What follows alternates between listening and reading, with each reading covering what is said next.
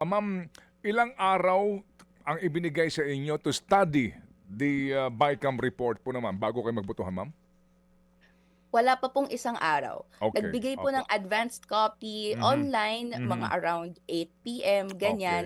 Pero opo. syempre hinintay namin yung official documents. Ang official documents, dumating lang po yan, Hmm, 7 AM. okey. Sige ma'am, kasi yan po ang usual issue nga po 'no, yung pong kawalan ng sapat na panahon to study the report and scrutinize it para din po sa inyo pong matalinong pag-aanalisa and eventually your vote. So ma'am, meron ba kayo napansin, maliban doon sa mga isyung inyong binanggit na meron bang mga posibleng isiningit na hindi po naman inilahad ng tapat nitong mga BICAM leaders natin? Meron ba kayo napansin o wala? Yes po, dahil marami pong mga provisions na nagkakaroon ng incremental increase and decrease na Mhm, hindi naman po na-discuss at the bicameral conference committee level. So, 'di ba nga live stream, may mm. inaasahan tayo na kung ano man yung changes doon, Mhm, yun na yung reflected lang.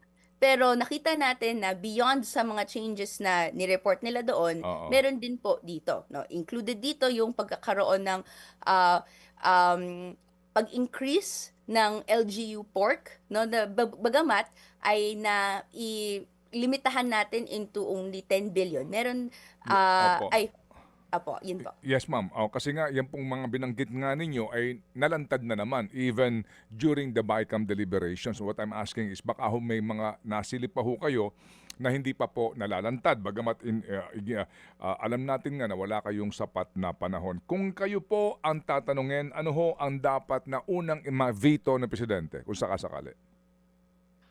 Siguro ang sa akin nandiyan yung tinatawag nating 8 billion pesos ng ah, support to barangay development programs Mhm. na isang porma siya ng LGU pork.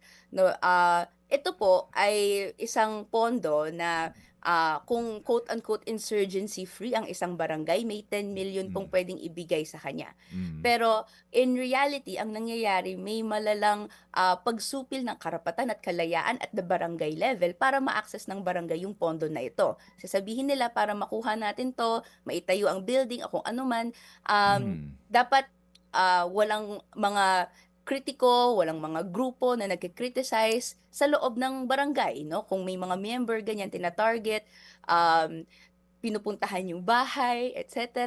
May red tagging na nangyayari. Mhm. And so, because nandiyan yan, no, paraan siya para to keep the barangays in line. Opo. Uh, in the level of the administration. So, Mm. yun, and among others, no? And siguro last na po, yung unprogrammed appropriations, dapat tanggalin na siya completely. No, Okay. dapat, kung may extra income na pumasok sa gobyerno, ah, iproseso to sang-ayon doon sa nakalagay na provisions ng 1987 Constitution, which is that mag-submit sila ng supplemental budget Opo. proposal. Opo. Hindi yung ganito. Mga kapatid, brothers and sisters, saan ka pa? Dito na tayo sa totoo.